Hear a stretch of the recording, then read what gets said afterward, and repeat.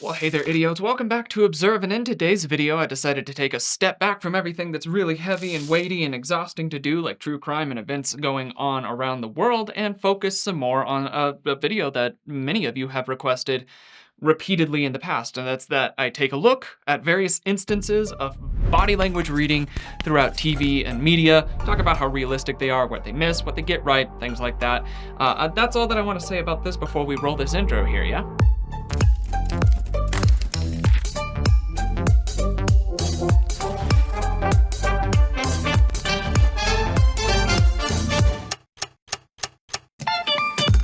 Now, it is well known that the media, TV, movies, they amplify, exaggerate, oversaturate things to make things seem more of a specific way, more interesting, more engaging, flow better. And that is definitely still the case when it comes to nonverbal communication analysis style interactions in the media. So throughout this, we're going to visit a number of different clips from TV and movies to be able to establish kind of what we're working with when it comes to media. Now, nonverbal communication is still fairly new in the realm of sciences, so there's not nearly as much to be able to look at when it comes to representation in TV and movies, but I've collected some of them here. I have watched all of these different movies and TVs all the way through myself, and I am a big fan of each, so you will probably see that kind of come out here. I am appreciative of the representation, although it is at times a little exaggerated.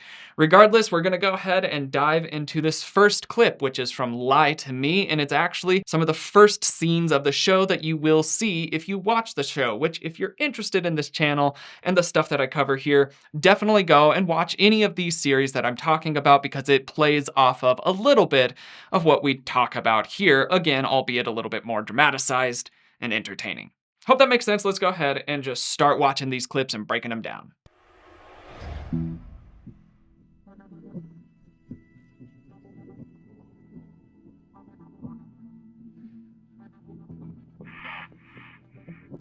I've instructed my client to remain silent.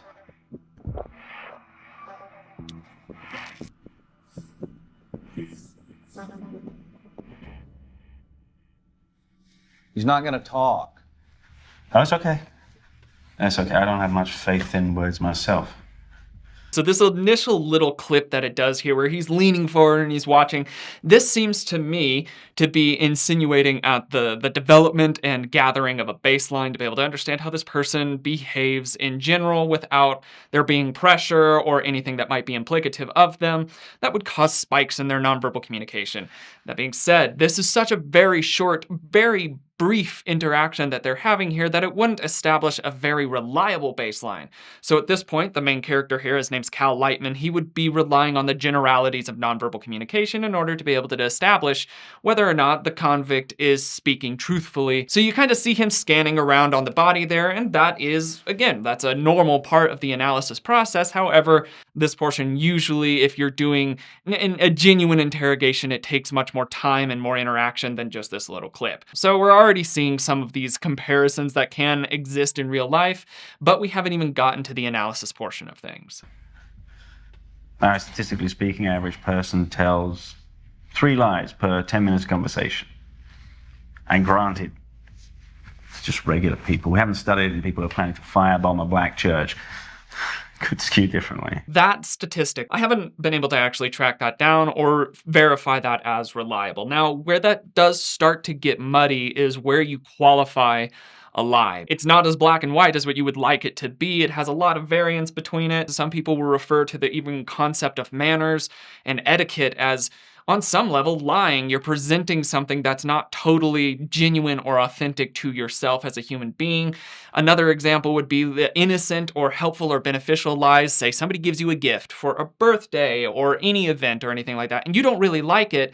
You're still going to say, thank you, I appreciate this gift, even though in reality that appreciation might not go all the way. A great book for this, if you were wanting to be able to kind of unpack this a little bit more, is Telling Lies by Paul Ekman, and he he actually consulted on this show to make sure that it did the most accurate it could while still being entertaining and in the Hollywood sphere of things again.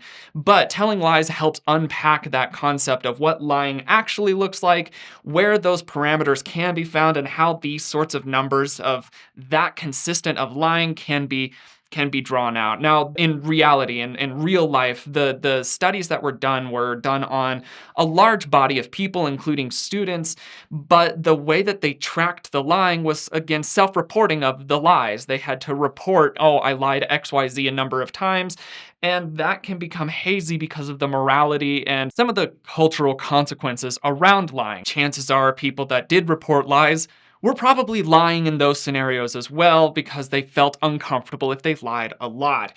It gets really muddy, so just commenting on that, if you want to try to take and run with that statistic, I don't suggest it. It's not actually backed up by in real life science, although it is touted on the show. Not totally accurate, but now we're about to get into stuff. We don't have time for this scientist to talk to the guy. We went at him for 4 hours and got nothing. Now, the FBI knows you want mass casualties. So right now, ATF is searching every inch of the 2 largest black churches in the state.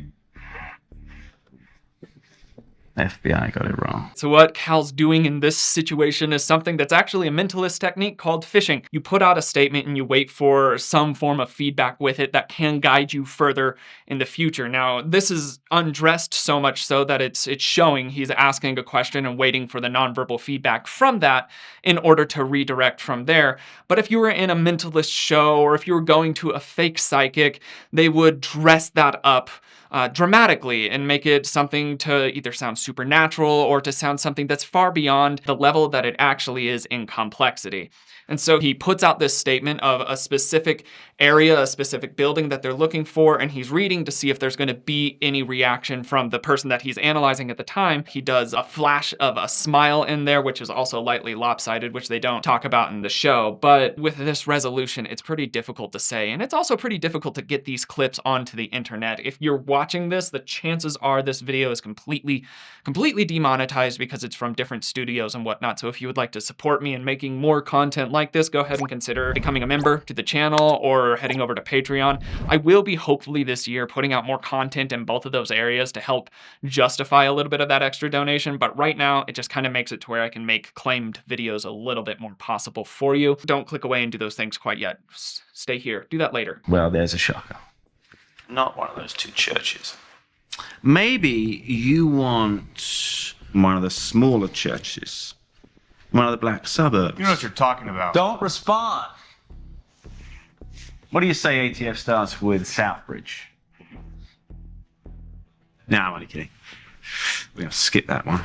We're going to focus on Lawton. You feel good about that? That's it, Lawton. Gone after a church in Lawton. That accusation has no basis. What do you mean? You just told me.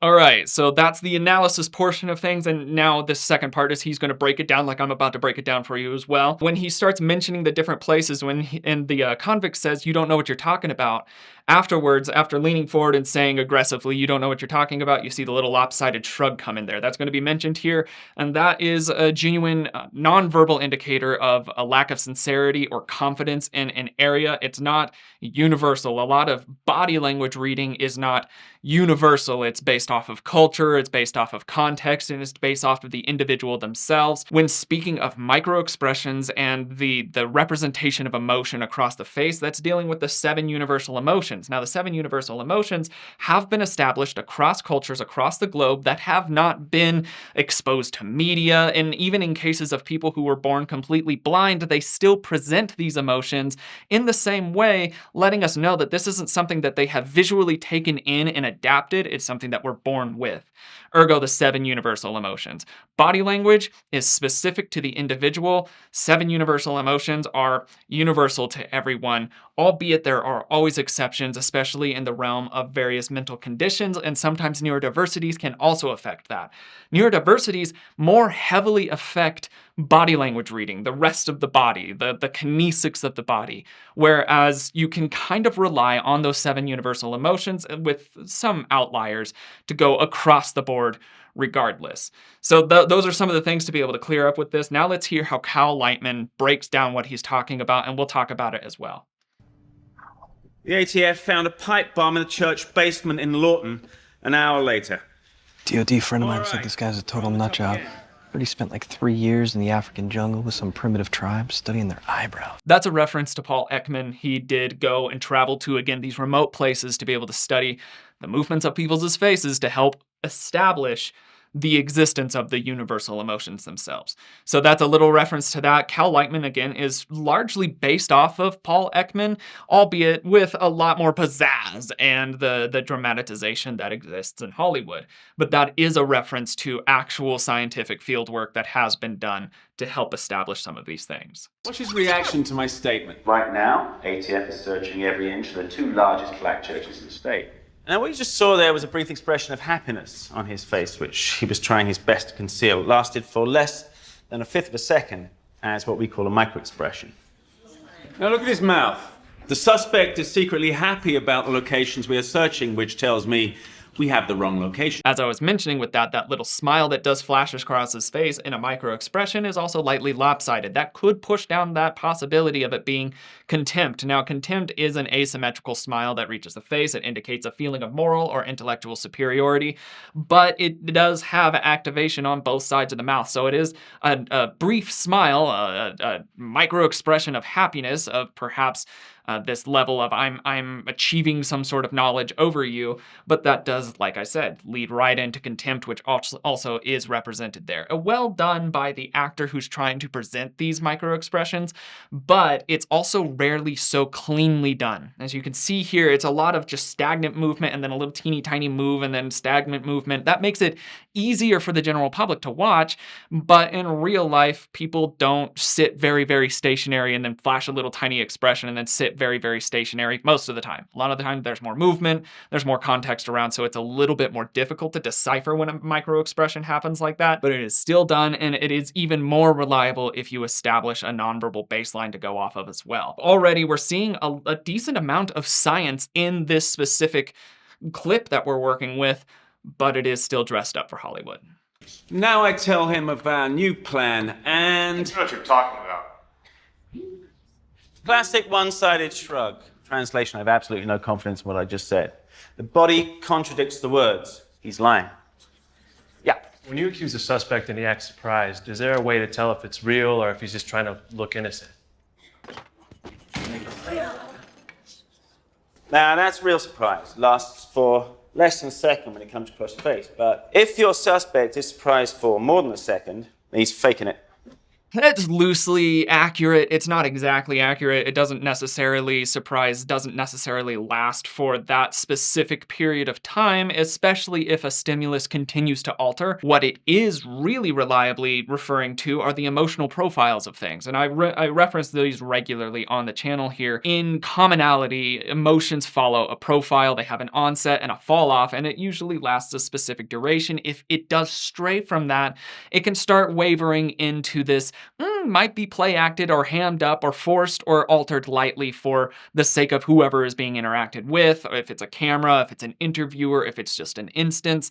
That would be where you can start seeing those alterations come in. We're dealing with a facet of truth in nonverbal analysis, but again, the way he's referencing it and talking about it is making it much more black and white, clean cut, and very, very precise without the extra effort that goes into it. Decent, but, you know, a little off. He's lying. Now, I call out that his target is actually Lawton, and watch it again. Concealed scorn. One personal tip, you see this micro-expression in your spouse's face, your marriage is coming to an end. Trust me. That's not technically exclusively concealed scorn. Another thing that this show does is it simplifies the representations of things. In real human social interaction, the expressions that come across a person's face can be a simplistic one-only expression, but oftentimes they are mixed. So on the upper half of the convict's face in this area, you see the drawing together and lowering of the eyebrows. That's aggression, usually in the vein of anger, disgust, and scorn. You're also seeing the narrowing of the eyes. That narrowing of the eyes is commonly related to scorn when coupled with the lowering of the eyebrows that way. Now, that also being said, it's not exclusive to scorn. For people, when they focus, they can also do this. There are plenty of instances that can encourage the narrowing of the eyes and the lowering of the eyebrows, including environmental ones. If it's super bright out or if there's a sudden gust of wind, it can cause your face to move in ways to kind of counteract those stimuli as well. So this show makes it much more simplistic, but it does technically exist. Now, on the bottom half of the face, I would not necessarily qualify that as scorn. I would qualify that as disgust. You can see it in the action in the corner of his nose. But combined, the scorn and disgust, it still conveys the same veins of emotion, but with a little bit of extra color to it, if that makes sense. So simplified, a little bit dramatized, sped up for the sake of consumability, but fairly accurate. Now we're going to get to the part where he talks about the universality of things, and you might recognize a reference that I have regularly in each of my videos that will come up here in a second. Yeah. Don't these micro-expressions vary depending on the person? Let's leave this up and we'll go to the Cato Kalin footage from the OJ trial. Mr. Kalin, you got a lot of money for your appearance on Current Affair, didn't you? Yeah. Scorn. Scorn. Huge scorn. Shame, shame, and shame. Contempt. These expressions are universal. Emotion looks the same whether you're a suburban housewife or a suicide bomber. The truth is written on all our faces. So at the very end there, the wall of faces is the inspiration for the wall of faces that I have had behind me for years. Many people ask about the wall of faces, why I chose the people that I did, and it wasn't too much thought outside of I wanted to pick prominent people throughout history displaying emotions, and they have different backgrounds, they have different ethnicities, they have different upbringings, they have different wealth levels, everything to be able to show kind of that everybody displays emotion. And so people they regularly try to read way too much into what my background is, and realistically speaking, it's just showing that everybody shows universal emotions, and they can be relied upon very regularly and, again, very universally. That's the first little clip that we're dealing with here, dealing with Lie to Me and Cal Lightman. This is the most scientifically accurate, I would feel, out of all of the clips that we'll deal with today. The rest of them are going to deal with some other facets of nonverbal reading that is very common, and that's in mentalism. We'll talk about the different mentalism techniques as we go through, as mentalism was a huge hobby of mine growing up. It added an extra showmanship and flair and stage presence and whatnot to just clean-cut nonverbal communication reading. It might even be something that I bring back onto the channel of some of the mentalism techniques that you can use in your day-to-day life just for fun with your friends or at parties and things like that. But this next clip is going to be from Now You See Me. Let's go ahead and watch the mentalism act and talk about it as we go. Look into my eyes and sleep and just hang out there, wriggle a sec. I'm picturing... Okay.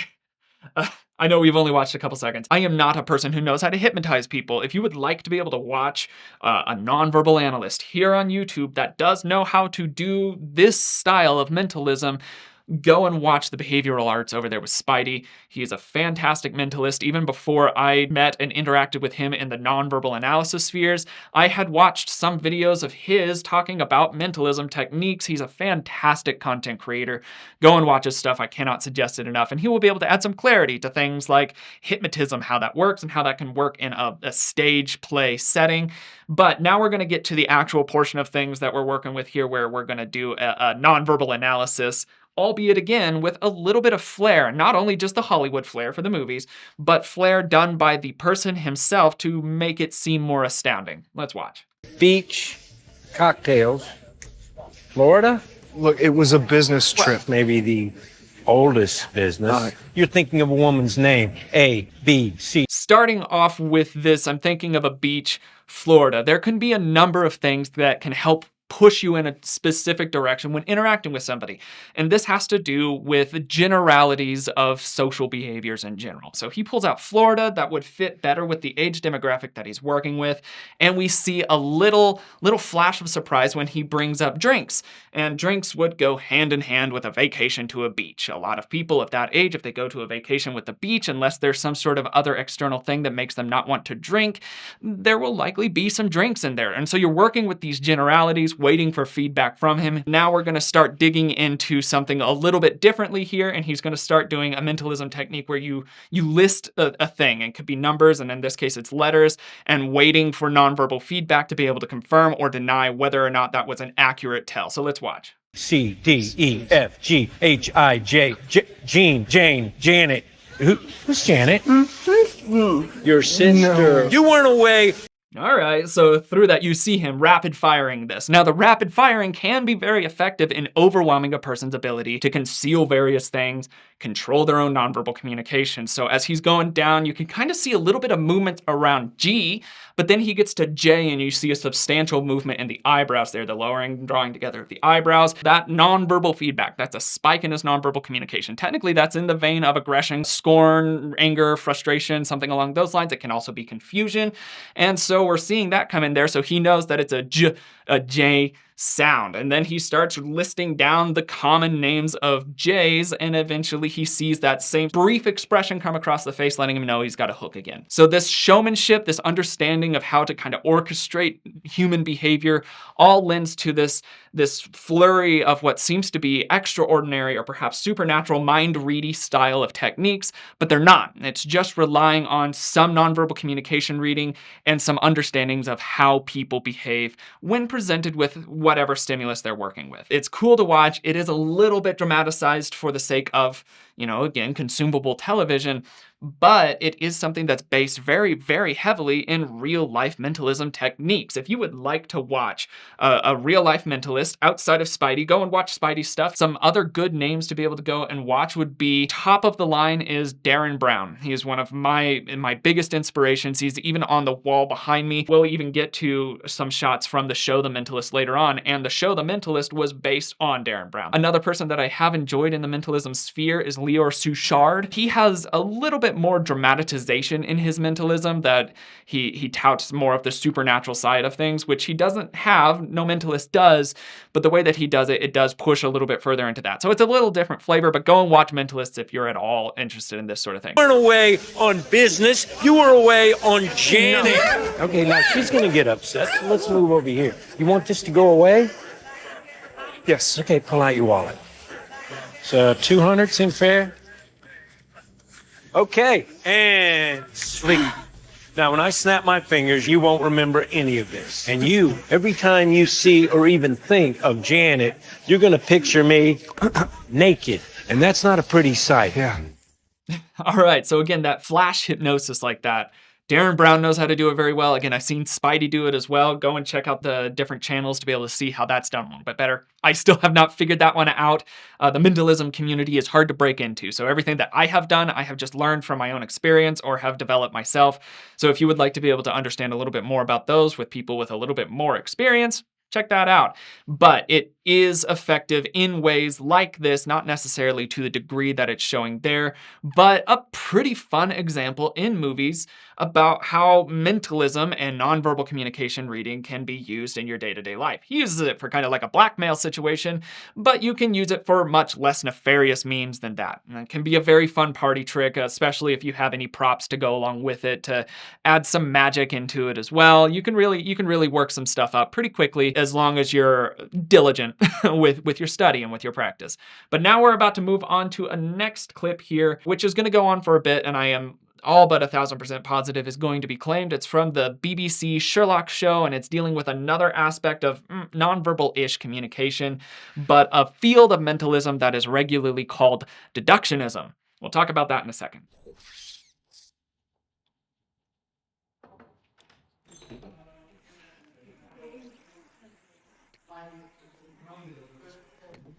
No. Bit different from my day. You've no idea. Mike, can I borrow your phone? There's no signal on mine. Well, what's wrong with the landline? I prefer to text. Sorry, it's in my coat. Here. Use mine. Oh, thank you. It's an old friend of mine, John Watson. Afghanistan or Iraq? Sorry? Which was it, Afghanistan or Iraq? Afghanistan. Sorry, how did you... Ah, Molly, coffee, thank you. What happened to the lipstick? It wasn't working for me. Really? I thought it was a big improvement. Mouth's too small now. Okay.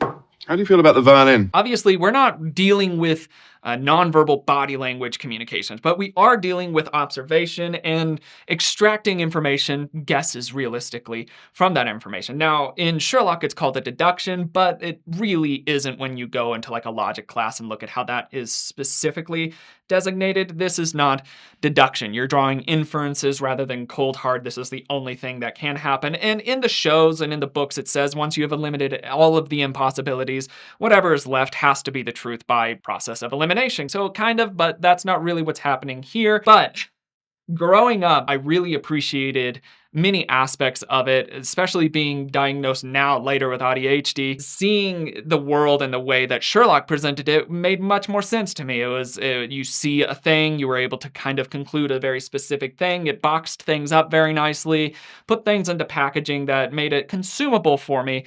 But as you continue to grow older and get more experience, a lot of that, it highlights that there's not so much black and white, there's a lot of gray.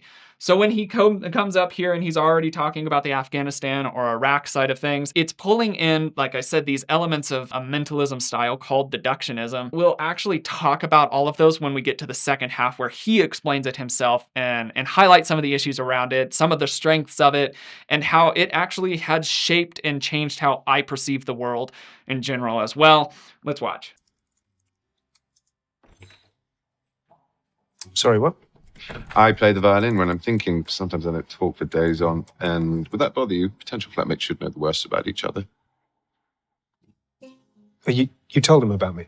Not a word. Then who said anything about flatmates? I did. Told Mike this morning that I must be a difficult man to find a flatmate for. And now here he is, just after lunch with an old friend, clearly just home from military service in Afghanistan. Wasn't a difficult leap. How did you know about Afghanistan? Got my eye on a nice little place in central London. Together we ought to be able to afford it. We'll meet there tomorrow evening, 7 o'clock. Sorry, got a dash. I think I left my riding crop in the mortuary. Is that it? Is that what? We only just met. I'm going to go look at a flat. Problem? We don't know a thing about each other. I don't know where we're meeting. I don't even know your name. I know you're an army doctor and you've been invalided home from Afghanistan. I know you've got a brother who's worried about you, but you won't go to him for help because you don't approve of him, possibly because he's an alcoholic, more likely because he recently walked out on his wife. And I know that your therapist thinks you're limp psychosomatic, quite correctly, I'm afraid. It's enough to be going on with, don't you think? The name's Sherlock Holmes and the address is 221B Baker Street.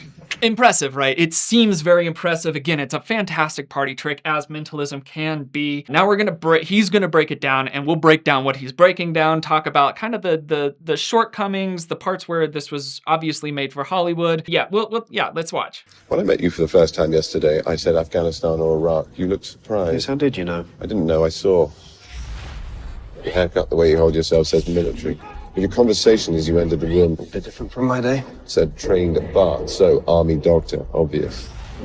Your face is tanned, but no tan above the wrists. Starting off initially, the haircut. Haircuts can be a decent indicator, but you're working with a probability, not an exact science with it, and that's where it falls apart. He says, your haircut said military. His haircut said that he liked his hair short. That little extrapolation there, it could quickly fall apart. You have to either, one, be much more confident before you draw out and present a tell that way, or two, you have to be comfortable with the idea of failing or getting something wrong and being able to re-steer it from there. So he says military because of the haircut, not necessarily. We're talking also about tan lines now. But no tan above the wrists. You've been abroad, but not sunbathing.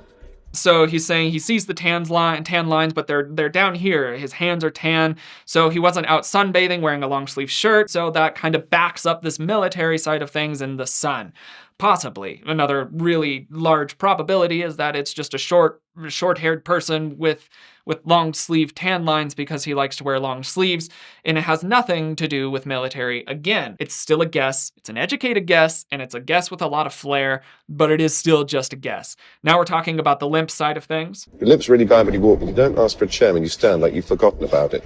So it's at least partly psychosomatic. That says the original circumstances of the injury were traumatic. Wounded in action, then. Wounded in action, Santan, Afghanistan, or Iraq.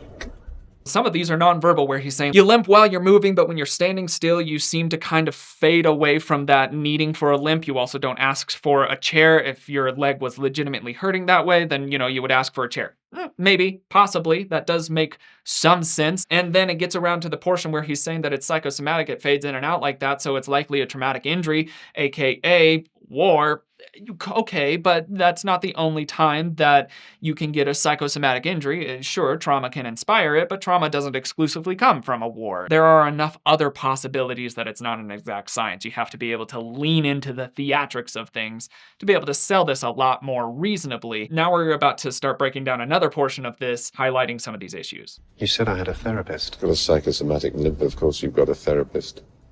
Then there's your brother. Your phone's expensive, email-enabled MP3 player. You're looking for a flat share. You wouldn't waste money on this. It's a gift, then. Scratch is not one. Many over time. It's been in the same pocket as keys and coins. Man sitting next to me wouldn't treat as one luxury item like this. So it's had a previous owner. Next bit's easy. You know it already. The engraving. Harry Watson, clearly a family member who's given you his old phone. Not your father. This is a young man's gadget. Could be a cousin, but you're a war hero who can't find a place to live. Unlikely you've got an extended family. Certainly not one you're close to. So, brother, it is. Now, Clara. Who's Clara? 3 kisses says there's a romantic attachment. Expense of the phone says wife, not girlfriend. She must have given it to him recently. This model's only 6 months old. Marriage in trouble then. 6 months old, he's just given it away. If she'd left him, he would have kept it. People do. Sentiment. No, he wanted rid of it. He left her. He gave the phone to you. That says he wants you to stay in touch. You're looking for cheap accommodation, and you're not going to your brother for help.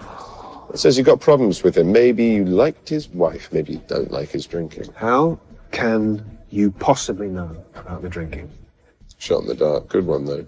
Power connection, tiny little scuff marks around the edge of it. Every night he goes to plug it in to charge, but his hands are shaking. You never see those marks on a sober man's phone, never see a drunk's without them. There you go, you see, you were right. I was right. Right about what? The police don't consult amateurs. So many issues with that last little spiel. Again, working on generalities, looking at that like this is a young man's phone. No, that phones have no limitations. Everybody uses every single thing. The scratches, everything like that, that does make some sense. You could kind of pull some of that information out of there.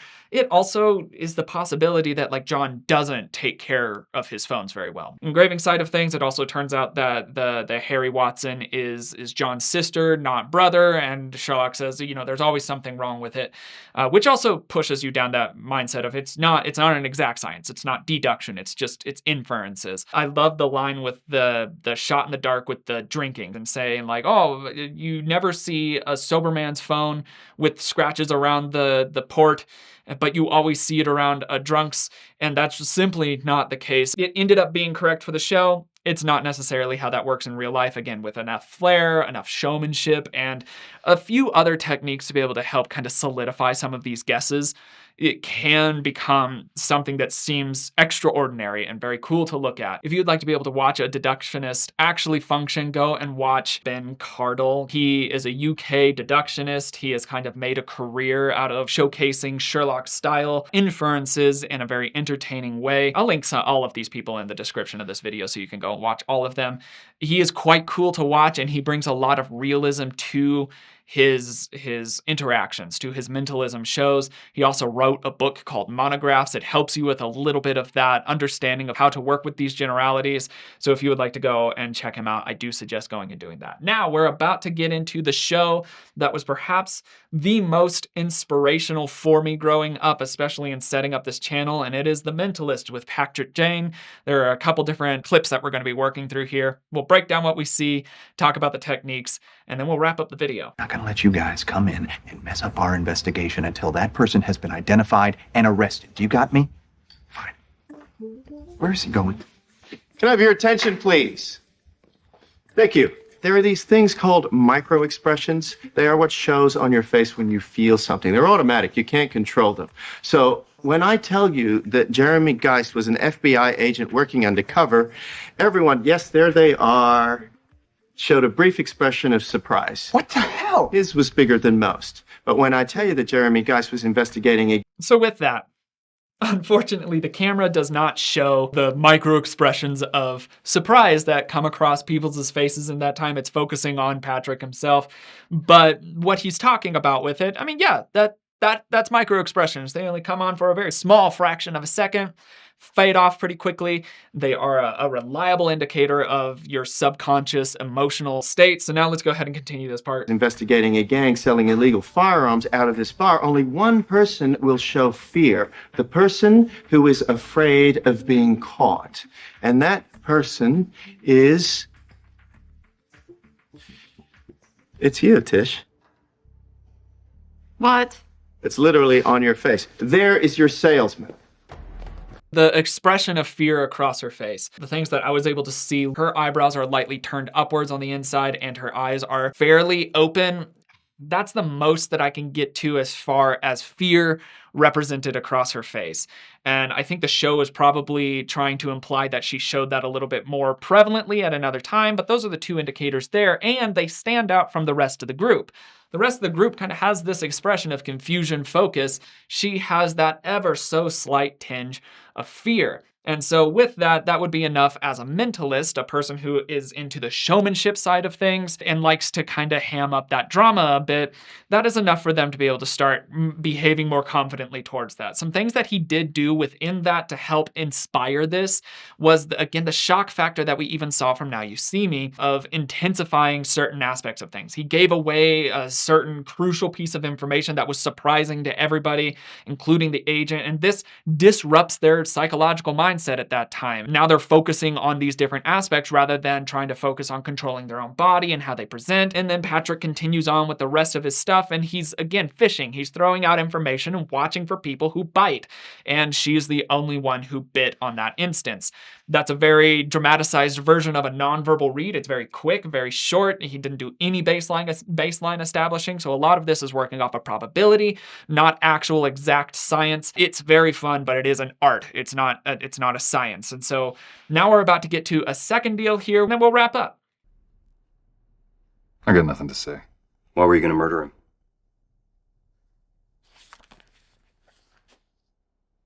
What about the tattoo? What's it mean?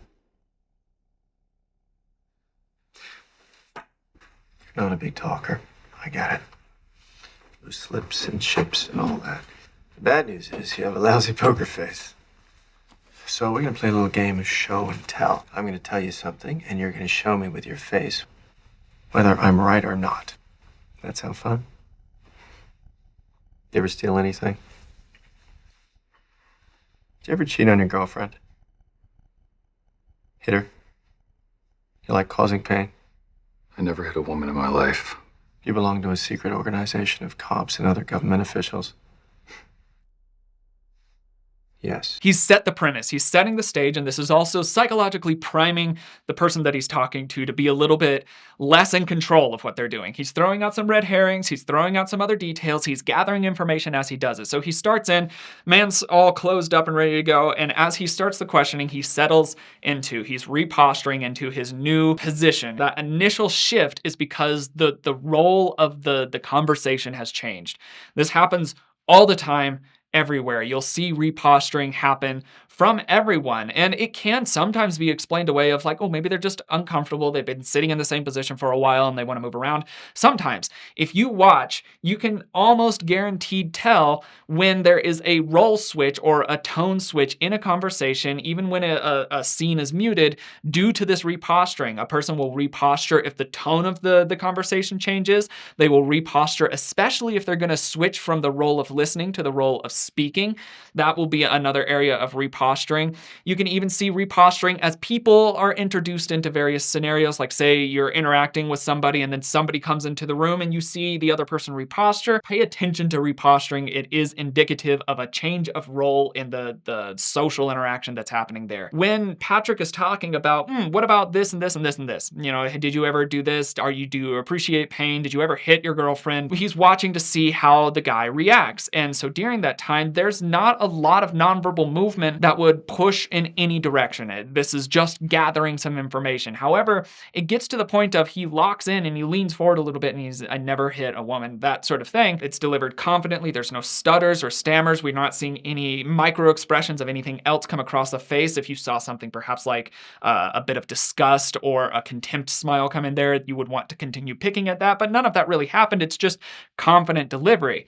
Then he asks this thing, are you a part of this secret organization? And a spike happens in his nonverbal communication. He looks away. He has a little bit of a contempt smile. He has a prolonged eye blink in there as well, that eye blocking gesture. So coupled with those other things, that's a spike in his nonverbal communication that would push towards, ooh, that's a hit. Something happened there and he's not feeling good about it, and judging by the tells that he's delivered with it, it means that that's an accurate statement. So that would be how that quick flash nonverbal communication read can happen. A little bit of that baseline gathering with the other questions. Let's continue. Yes. You've committed crimes on behalf of that organization before. Right. Agent Smith is a member also. Right.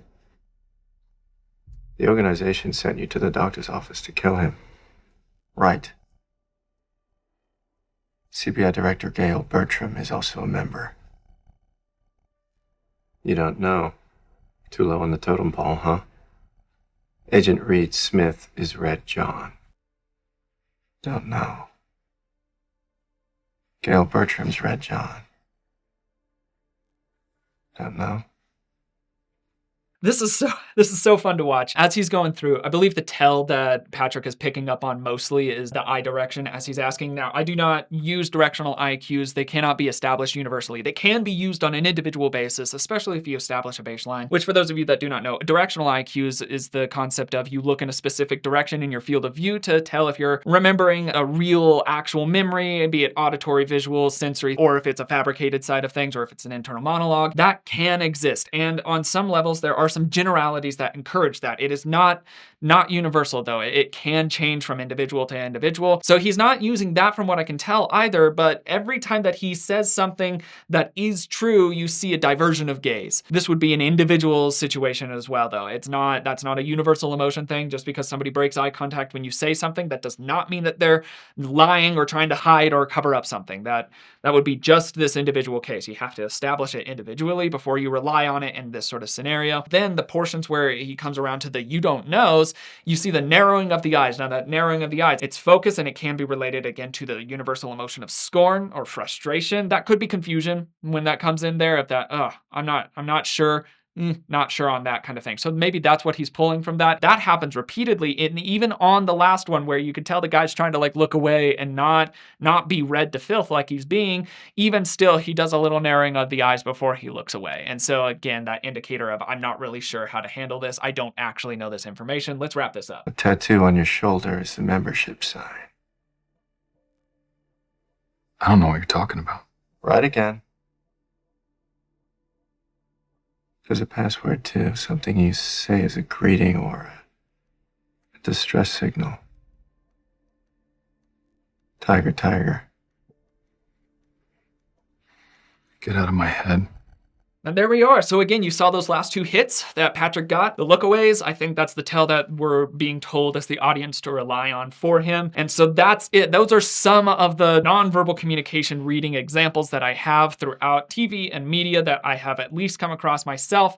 If you have other ones, this is where you can kind of come in here. If you have other ones, I am turning on the community aspect of my page here. Go ahead and head over there. If you have other clips that you know that I should take a look at or would like me to take a look at in movies and TV that show nonverbal communication, or even just ones that you would like me to look at in general, it doesn't have to be for this series. It's going to be for everything. Head over to the community tab and let me know there, and I will hopefully be able to keep up on that. I stay pretty busy, so I don't know that I will always monitor it, but at least there is a chance of me being able to come across it there. I'm also considering opening up a subreddit. If that's something that you would be interested in, let me know in the comments of this video. Again, this video is almost certainly claimed by however many studios, so if you would like to make more videos like this possible, memberships, Patreon, all of it helps. Consider those if you can. If you cannot, I very much understand. And if you've just watched this video, thank you. If you would like more, go ahead and subscribe, do all those things. But without further ado, that's all that I've got for the day. My name is Logan, and you have been oh so awesome, as you always are. And I will see you in the next video. Cheers, guys.